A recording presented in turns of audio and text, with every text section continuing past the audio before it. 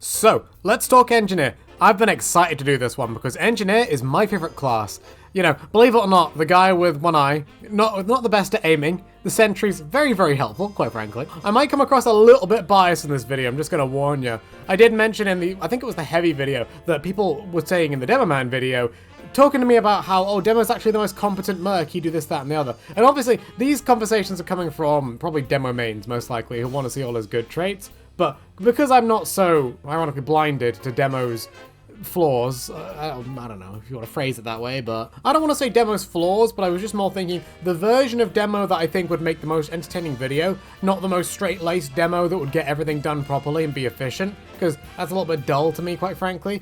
Even if some people think it's accurate. Barely a minute in, I've already tangented. I am sorry. So Engineer, my sweet cheese, my good time boy, placing his morality, I think, is a difficult one, because I always interpreted Engineer as quite a morally decent person, but at the same time, he does work for these giant millionaires who, well, all the work he does for them basically results in the entire town of Twofort becoming lead poisoned to the point where they can barely function. And I don't know about you, but that doesn't sound very morally upstanding to me. But at the same time, I don't think the comics or any media have really presented Engineer as being openly hostile or greedy in any way, because his negative traits aren't exactly exacerbated in any of the media, to be honest, so it's hard to really get a handle on his flaws a lot of the time. Because it was like with Heavy. In the Heavy video, everyone was commenting how they feel like Heavy, he's not the sort of person to do something that's morally horrible. Like, he'll gladly murder people for his job, but he wouldn't murder anyone who was, like, overly innocent. Like, if someone said, hey, Heavy, you need to go over there, murder that baby, here's $8 grand, he wouldn't just immediately be like, yeah, okay,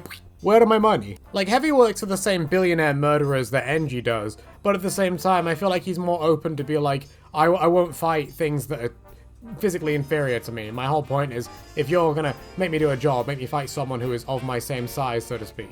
Well, actually, in saying that, Heavy will gladly murder scouts in any opportunity he can. And I haven't heard this event myself, but apparently in Pokemon of the Inventory, Heavy goes on like a long rant about torturing a blue engineer to death. I'll have to go listen to that at some point, so, you know, maybe he's not super innocent, and maybe the same thing can be said about Engie himself. My point being, I'm not entirely convinced myself that Mr. House is a moral option in any way, so I'm wondering, because I thought to myself, would Engie side with the NCR in any way, but I can't honestly see that going down.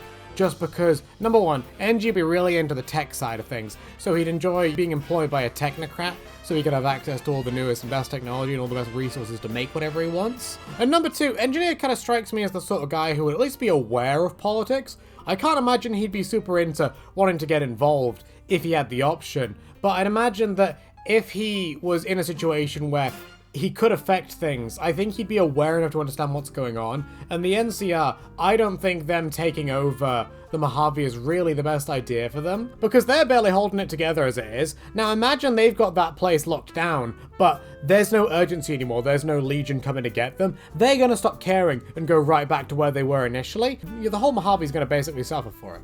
I don't think Mr. House is a better option, I will say, because I really don't want Mr. House turning the Mojave into a capitalist hellhole. Because when I play the game, I usually side NCR, because I think it's the least worst option that's going to set things on fire the least. However, I don't really like the idea of Mr. House taking over, because he talks constantly about how, oh, I don't care what people do with their private time, and that sounds all well and good, but then you realize, okay, do you care about enforcing law at all? He never talks about it, so I'm just sort of like, do you not care about law at all? I'm slightly worried that might be what he's thinking. You know, I don't want to think for a second what a world with Mr. House in charge, where he doesn't have OSHA to deal with and workers' rights unions to deal with, would treat his employees like. So I'm not super happy about that. But you know what? I think Engie would want to go in that direction because I think he'd feel like he'd had more control over the situation than your average courier. Because I could see Engie viewing Mr. House as the best way forward for a number of reasons. Like I said, the NCR can barely sustain itself as it is, so being in the Mojave wouldn't be doing them any favors. And number two, Engineer seeing Mr. House as this technocrat would mean he could push the technology in a direction where he could sort of influence the way House moved things into the future. Because if you could imagine Engineer in this universe, he'd probably be used to dealing with scraps and fixing up old robots and putting those together. Now imagine you give him the resources of House. Imagine what he'd do for defenses. Like, someone asked in the comments, would he have like the TF2 Sentry or like a Fallout style Sentry? And I was like, imagine if it's like the TF2 Sentry, but if it's the Fallout aesthetics. I don't think he'd be able to slap those down all the time in the Fallout universe. but I think you gave him the resources. Imagine the strip, it's got to buy a bunch of those, and they're all attached to Securitrons. You know, no one's going to be able to come in here and do anything to this guy if he doesn't want them to. It reminds me of that old source filmmaker animation where NG's got the Sentry in one of those little red wagons, and he's just pulling it through the red base and just murdering all of them easily. Maybe Engineer could fix that bug in Automatron where if you give a robot a head laser, they'll refuse to use their arm weapons until the head laser's fully fired. So they just kind of sit there while getting beaten on by the enemy. They've just sat there for 5 minutes charging their laser to kill. I've been told they fixed that bug in 76, but I haven't played it myself, so I have no idea. Someone else in the comments to one of my shorts mentioned it would be kind of funny if one of Engineer's ancestors built Mr. House's weird cryotube he sits in, or whatever you want to call it. It would be like in the TF2 universe where Radek and Conager made the live for longer, whatever machines they're called, for Redmond and Blutarch. Life extender machines, that's what they're called. I like to think Mr. House tracked down the descendant of the person that built his original life extender machine to help him with his new empire. Even though that makes no sense because, you know, if you have a kid, there's no way or no guarantee that kid is going to be as good as what they do as you are, so it'll be a little nonsensical, but it will be kind of funny, kind of cute. But also, now that I'm thinking about it, I'm pretty sure Mr. House made his life-extending machine on his own. I don't think he wants anyone else playing with his pee-pee tube, so I'd imagine he's the one who made it. But on that note, I could also imagine Engineer backing House because he believes he could use this sort of technology to help save people for medical reasons, which, it falls back on that thing I was saying before about how moral is NG, because I could see him logically thinking, well, you help people live longer, they'll be happier. But again, that might just be me inserting my NG glazing. So maybe he would just do it for monetary reasons, but I'd like to think not. I'd like to think he's a good boy.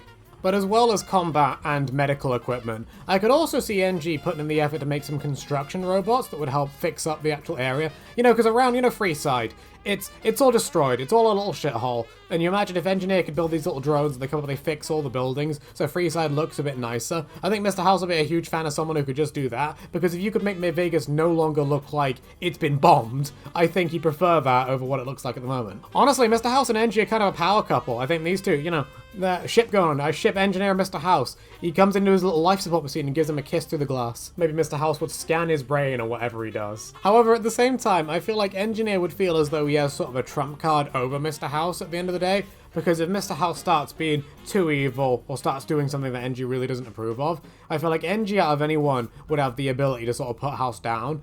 I know technically most people would, considering all you've got to do is slot the platinum chip in there and you're good, but at the same time, I feel like Engineer would also have the capability to take over House's network, maybe with Yes Man's help, but I think he could also do it without Yes Man. Although, I don't know if Engineer would trust Yes Man. I know I don't. I think, was it Josh Sawyer who said that, when Yes Man wins at Hoover Dam, he says he's going to reprogram himself, and everyone thinks that means that, Yes Man's going to take over and become evil. I'm also one of those people that thinks that too, and Josh Sawyer was all like, no, that's not what, it just means he's going to be more assertive. And it's like, okay, but that's not what it says in the text.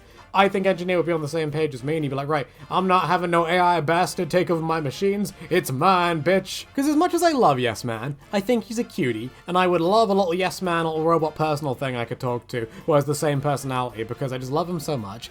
I don't trust him. Not at all. Not in the slightest. There is hate behind that lovely smile of his, and I do not want to find out what it can do when you put him in charge. No thank you. Just had an intrusive thought of Eddie with Yes Man's voice. I kind of love this idea. Can someone make this a mod, please? I'll add it to the list of things I want people to mod into games, and I'm not going to pay for because I'm a cheap bastard. But I'll do the voices for the companion me mod. That'd be funny. I know this point is weak, by the way, but, just because every other person could technically take over Mr. House's network, NG would do it without Yes Man's help. He's an independent courier. He doesn't need no Yes Man. Member shoutouts time. Thank you to Irrational Sloth, Brandon Ferretti, Gams, Johannes, Nopals Jesus, Angel Rico, Camavis, Tucket Flame, Thrawn1, Commie the Cockroach, Gamera, Wilkins Coffee, and Voxes.